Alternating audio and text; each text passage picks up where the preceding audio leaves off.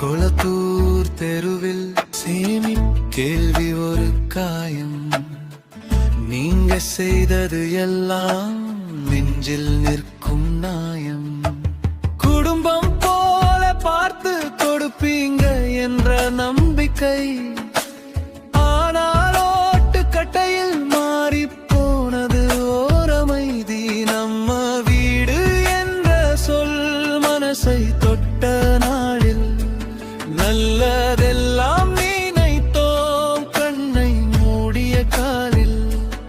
ஆனா இளையர் கூட்டம் மௌனமாய் திரும்பி நின்று பெண்களின் தீர்ப்பும் சேர்ந்தே